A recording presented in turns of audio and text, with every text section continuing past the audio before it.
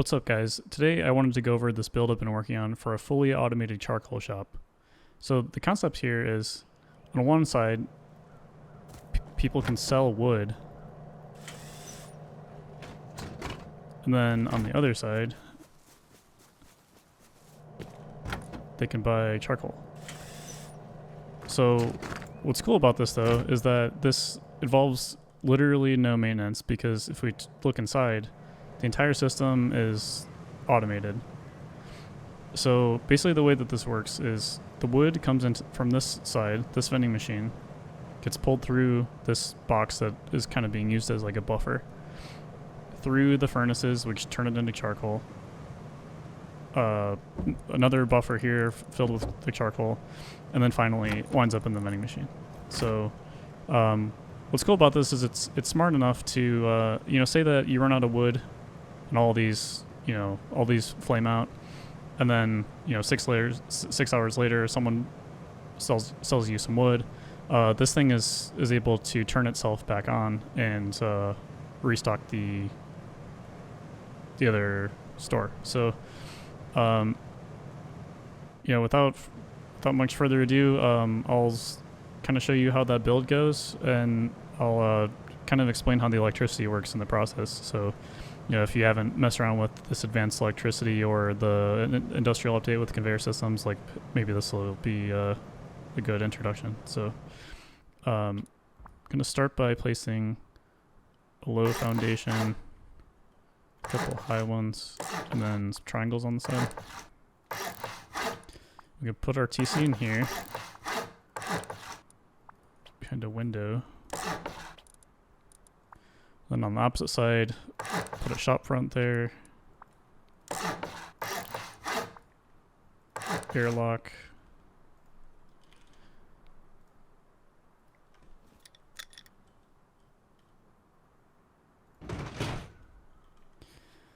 and then on the other side of the main building, we want to put some doorways for our vending machines, and then we can enclose the rest with walls.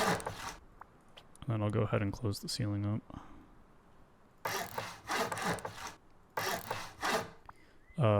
Put some wall frames in between, and then we can place our vending machines.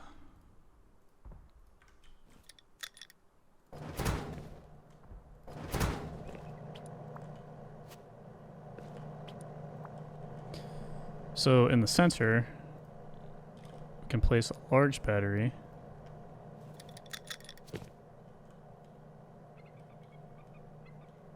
I try to get it back in the corner. It doesn't need to be perfect because we can only place so many furnaces in here anyway. I usually go with 4. You could maybe fit a 5th one, but it's not really necessary, especially when this thing is so hands-off. You can just let it run. So got our furnaces in place, got our vending machines. So the next step is placing a couple large boxes. And these, as mentioned previously, they'll serve as kind of an overflow in case the vending machine gets filled. And then what we can do is get these storage adapters and basically slap them on everything. So vending machine, box, furnace, box, vending machine. So now we need to make a choice. So basically one side needs to be where you are buying wood, and the other needs to be where you're selling charcoal. It doesn't matter which one you pick, but the conveyors, and I'll explain in a minute, works in a certain direction. So I guess I'll just go with this one. So this is going to be where we sell scrap for wood. On the other side, we'll sell charcoal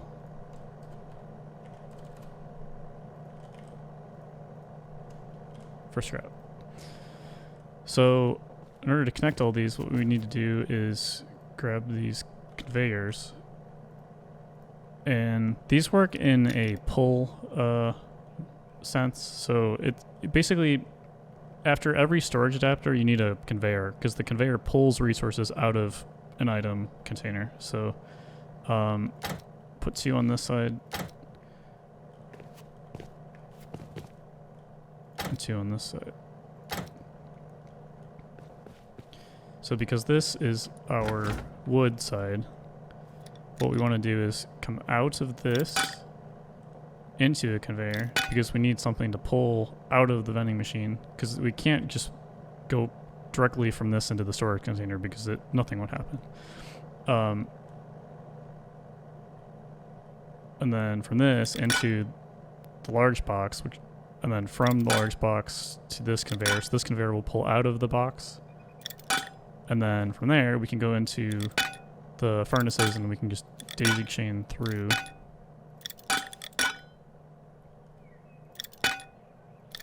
And then on this side, same issue. Like, I can't go straight from this to this because nothing is gonna happen. So we need to suck resources out of the furnaces into the box, then from the box to the vending machine.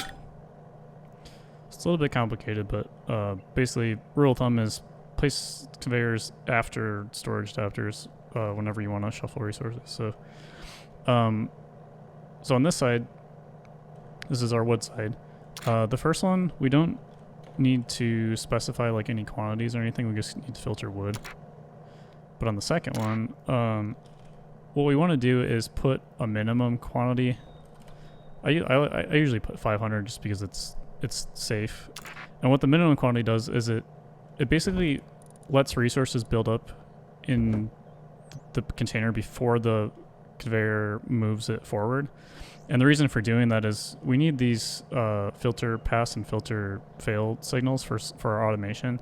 And if you don't set the minimum, these kind of flicker on and off pretty fast. So if we let it build up, then it's more reliable when we go to automate this. So again, on this front one, nearest the vending machine, nothing crazy. On this, just set a minimum. That's, it could probably 500 is fine. Doesn't need to be anything high. Then on this side, the problem here is we want to prevent the vending machine from getting filled.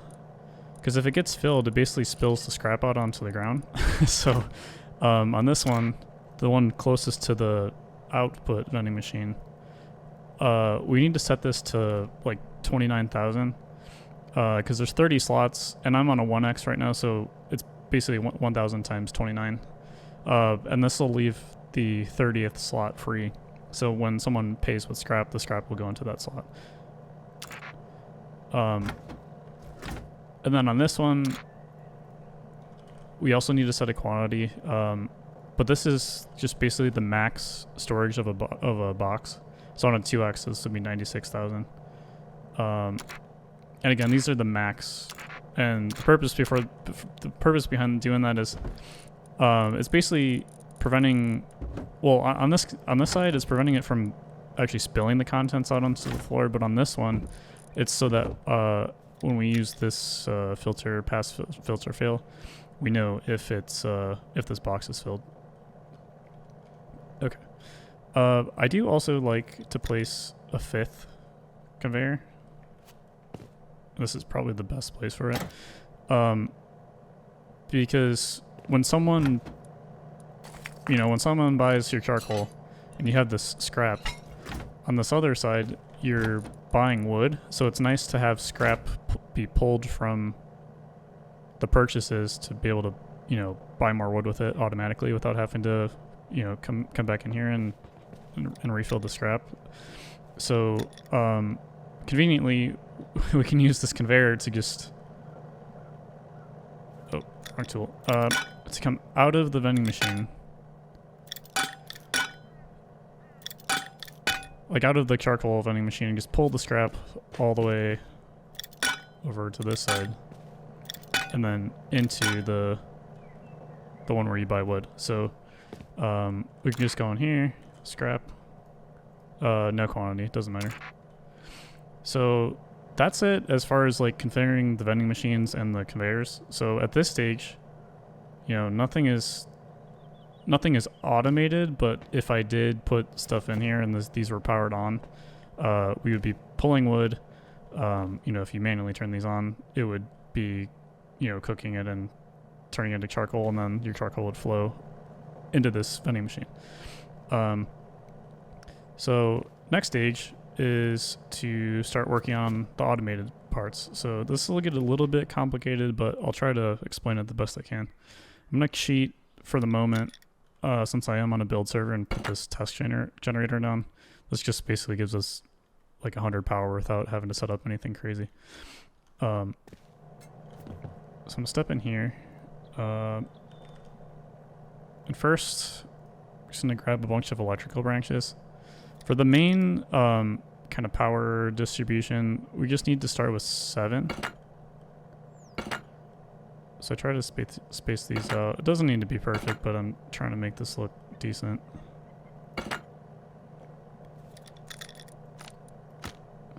It's 5, 6, 7. And if you aren't aware, you can actually change your wire color if you hold R, and that kind of makes it easier to see. Stuff will like you have a lot going on. So I'm gonna go from power out to power in on all these. That's not what I want. Power out, power in. Just do that across. And then I'll go outside and bring the power in for now.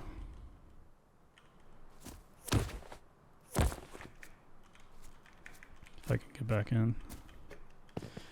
Okay, so now we have power. So what we want to do is first get our conveyors powered on. So this first branch, because we have 5 conveyors and each take 1, we want to set this to 5. And just take this branch. Luckily these ones you can daisy chain, so you just got to find the power input and the electrical pass through on each one.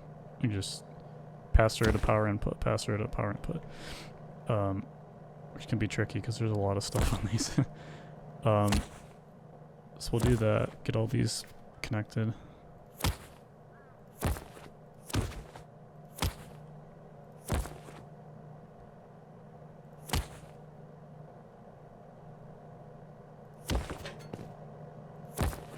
Alright, so conveyors are connected. I'm going to turn them all on.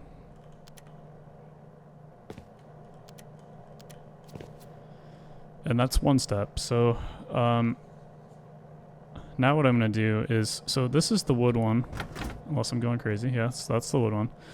So this is the one that has that weird 500 minimum quantity. And we want to get these filter pass and filter fail signals. And these, the filter pass is basically when the filter has successfully matched this.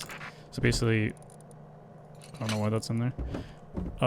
When you had, like if you had at least 500 wood, this would be powered on. But if you didn't, it'd be filter fail. So it's filter fail right now because there's not any wood in here. But we want to get this signal so that we can do some checks in our, like when we automate this. So the best way to do that is if we get a memory cell, the memory cell happens to have an input and output that kind of corresponds to that. So we'll slap that down. This can be, I think I'm still on red.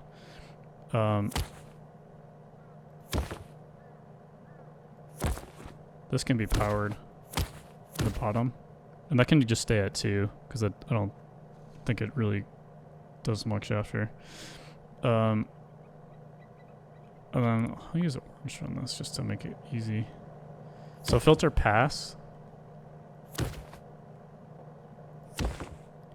We want to bring up to the set, which is basically the true on the memory cell. And then filter fail.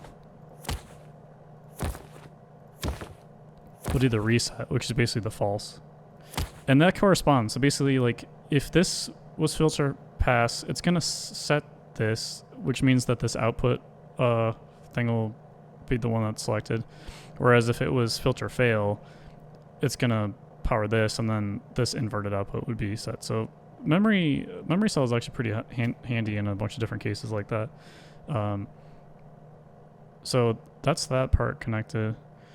What we need to do next is set up some timers. So basically, the reason that we want to do timers here is when you first find out that you have wood in this box, you want this conveyor to fill these furnaces up a little bit before you try to ignite them.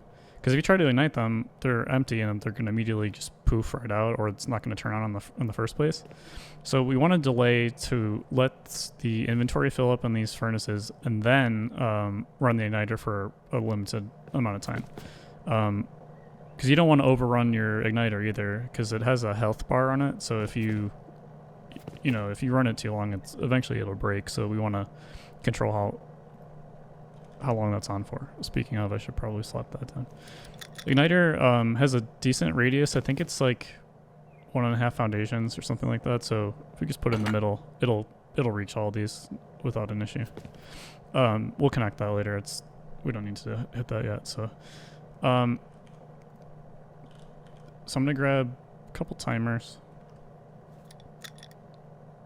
and I guess I'll put this down here. And I'll leave a little bit of space because there's a couple branches that we need to put that comes off of that first timer. And then the second one. So the other thing is we need an AND switch. And I usually put it down here. So the AND switch is for this filter pass over on this one for the charcoal, because we want to know when this charcoal box is filled, basically like when it reaches 48,000 or when it's not able to put 48,000. I guess it's like backwards, but the issue is this only gives 1 power when we do the filter pass, but we need to do other stuff when we need that, so we need more than 1 power. So the purpose of this AND is basically to mix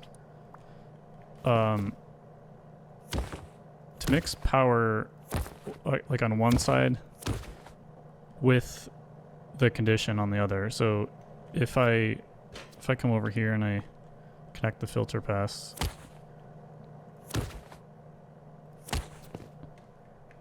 run the wires on this side because I'm a perfectionist, but it doesn't matter.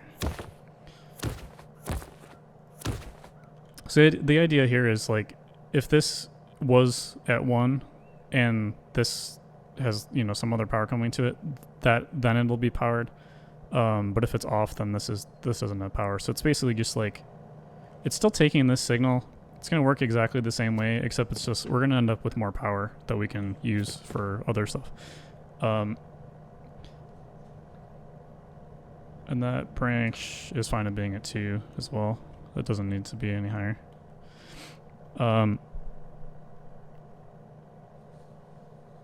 So the other thing, this is DLC, I'm pretty sure, so it might not be something you can use. But technically, like, status lights are optional. It's not really necessary, but it's good to see like what's going on. I usually put the status lights up here, so a white, a green, and a red.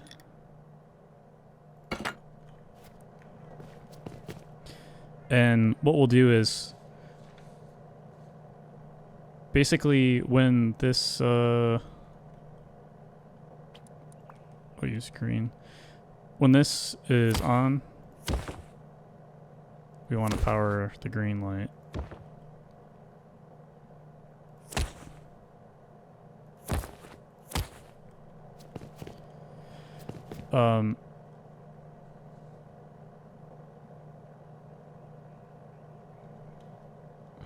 And I can demonstrate that too. So if I put some charcoal over here, Or actually, it'd be the other way.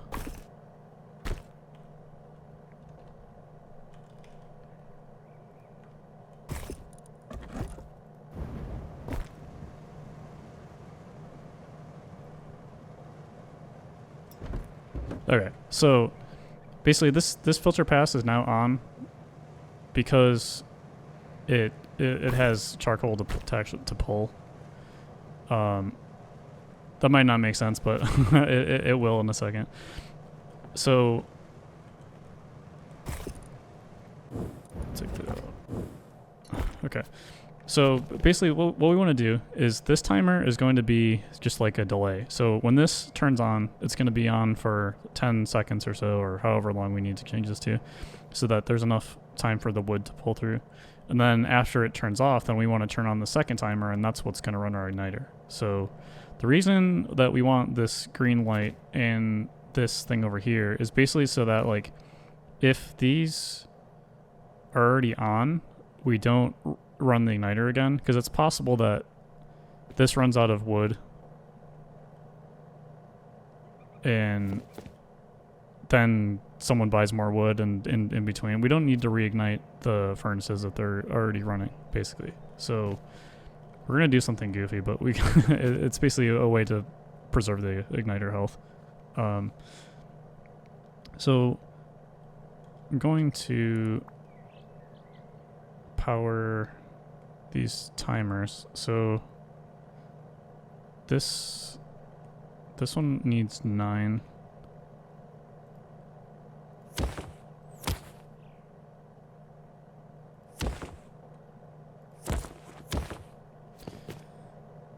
I believe the other one needs 7. I'm gonna use this last one.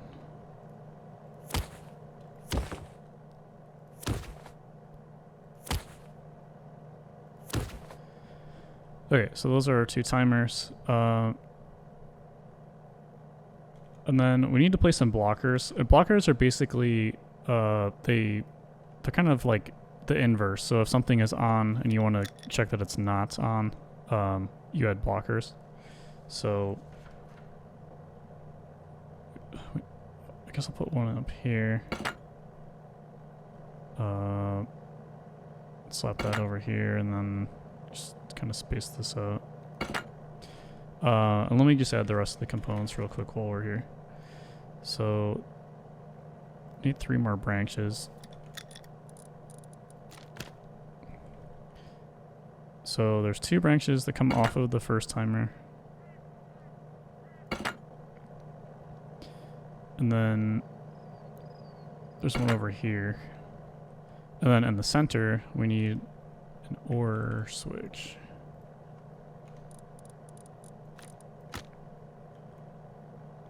Basically between these 2 blockers. Okay, so that's everything that we need, basically, at this stage. We just need to connect these now. So, let's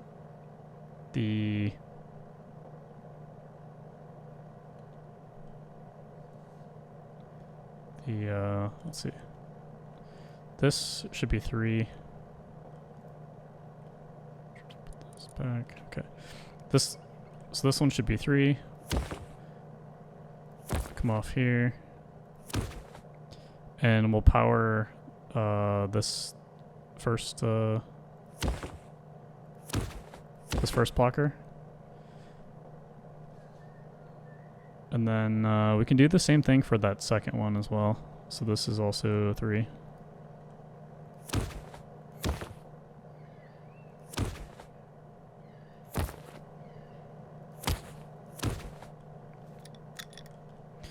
And that's it for our power distribution, so that's nice. So the rest of the stuff we just need to get connected here. So switch back to default. These 2 go together, and then this timer activates those 2. Basically, that happens.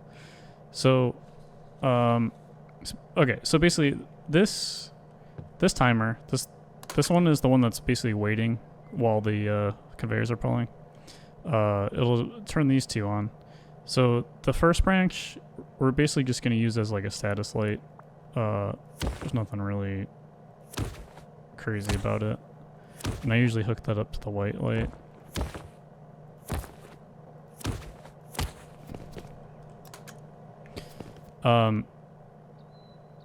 And then the second branch is split. So half of it, basically the power out portion, I should change this so it's clear. Power out portion goes to one side of this OR switch. The end of the blocker up here goes to the other side of the OR switch.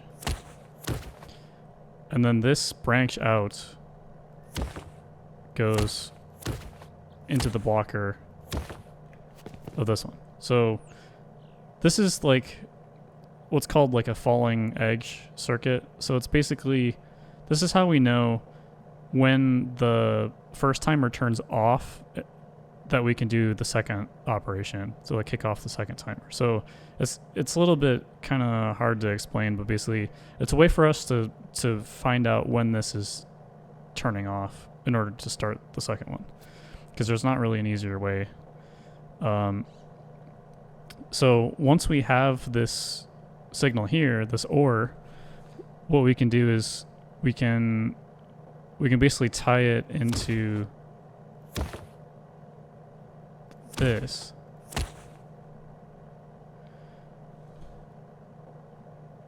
And then because we have power coming in, and this is basically like our signals say like, hey, like something else is running. That means that when this is good to go, this is our trigger for the second timer. So I'll show you what that looks like. Let me lower this so that it's not too fast.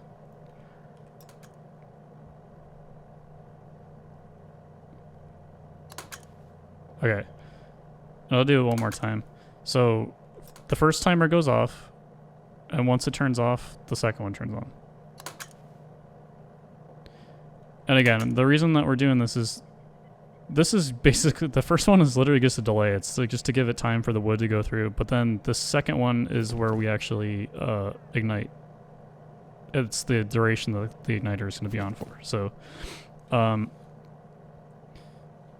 what we want to do with this is basically kind of just branch it off over here.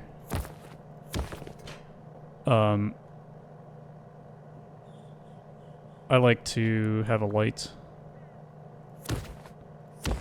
so that I know when the igniter is supposed to be on. It doesn't necessarily mean that it is, because we are going to prevent that from happening all the time. That's the red light. So if I trip this, I got the red light. And then where it continues on is basically, what we want to do is use this up here. So let me think about this. This can directly connect. Hold on. This can directly connect there. And then from here, so basically what this is doing is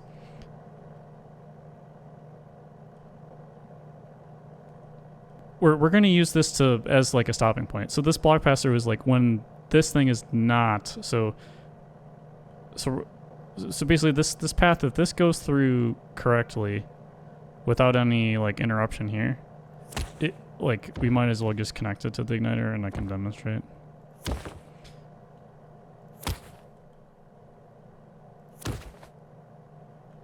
I'm gonna get stuck down here. Okay. If I trip this, our light's on and we're igniting. But what we want to do is basically, as I was describing earlier, if these are already running and this thing is already pulling, we don't want to reignite. So what we're going to do is actually kind of a cheat. This green light in the middle is on when that filter pass is on. So we can basically just take the pass-through of the green light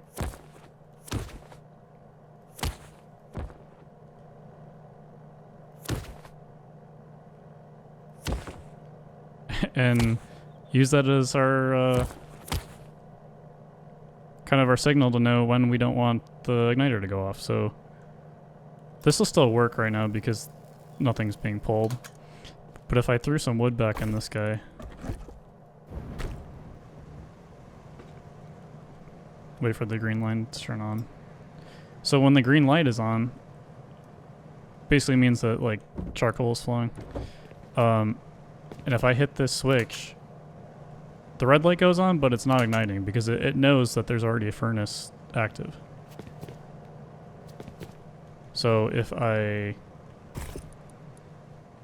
turn this off, wait for the green light to turn out, and then hit this, now it works. So this circuit is basically ready to go. All we need to do is feed it a little bit of resources to start. We might as well test out the vending machine part while we're at it. So on this server, like, you basically have infinite resources, so like I don't need to have it in my inventory. But if I go up here and I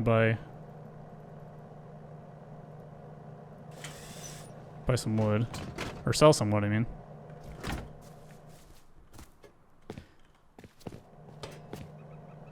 We're gonna have wood start flowing.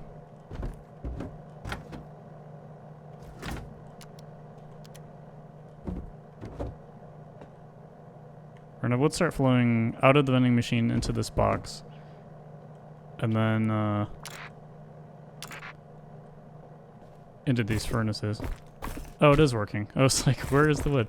Okay.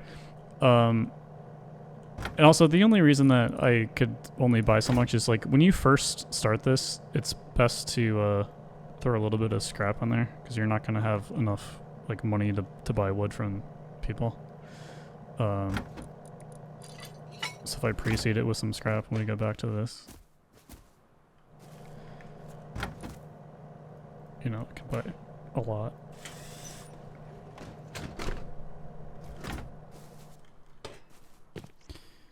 Okay, so there's wood in there, and now we have wood that's starting to fill these. So what we can do is we can come back here.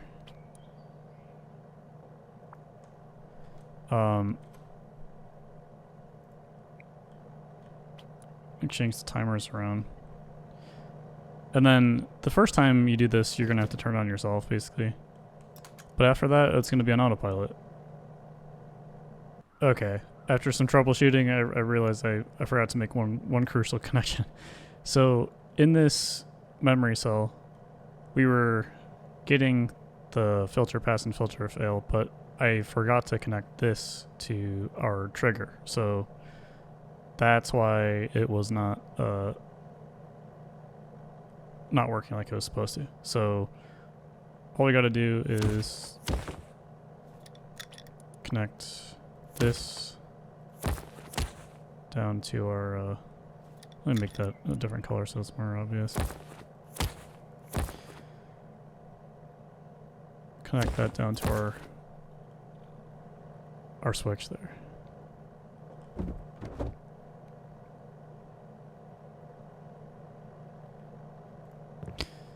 So this timer is running right now. This is the timer that allows product to load before the igniter goes off.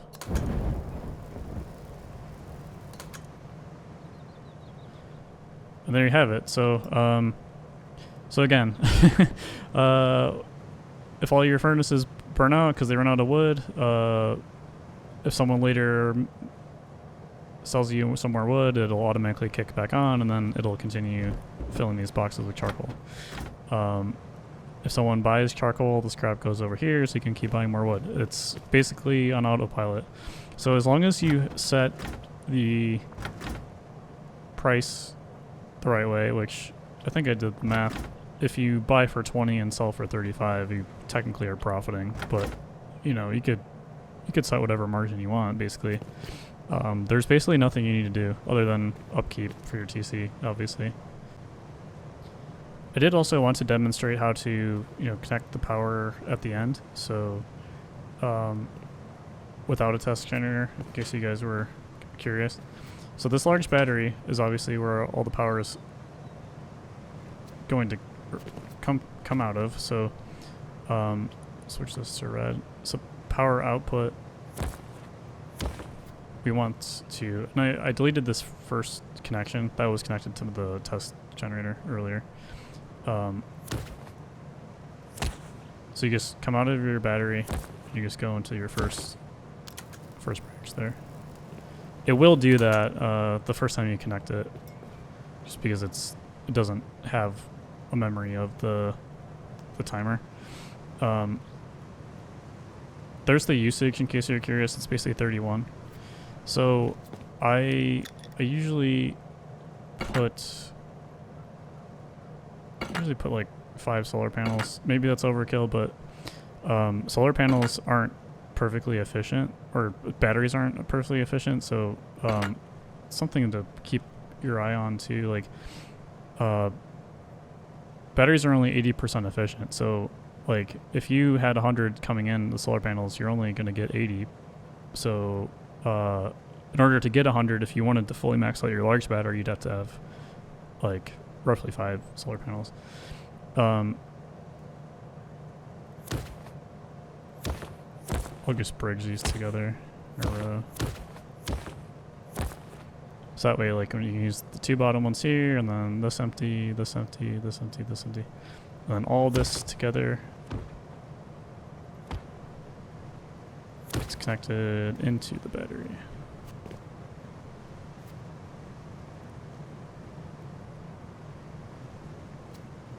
Somehow. I had it there.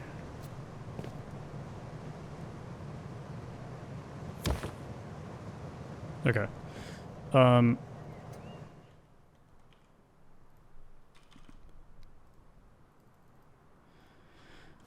gonna cheat a little bit. I'm gonna no clip, but you want these to all face due north.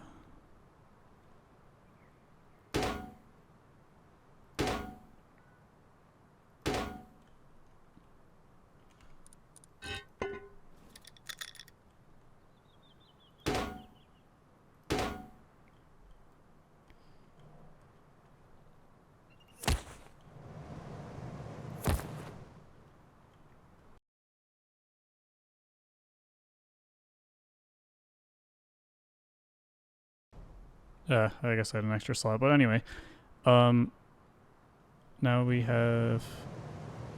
should have 100 coming in. Yeah, 100 coming in, and we're only using 31. We did add these wall frames here too. We just wanted to add some extra security to keep the vending machines from getting raided easily. And what's nice is you don't need to like worry about the pipes preventing you from putting those down or anything like that. And then throw a couple doors on here for an airlock. Yeah, and that's it. So again, if you have any questions, feel free to leave them in the comments, or if you have any ideas for something you'd like to see, feel free to suggest something. Have a good one.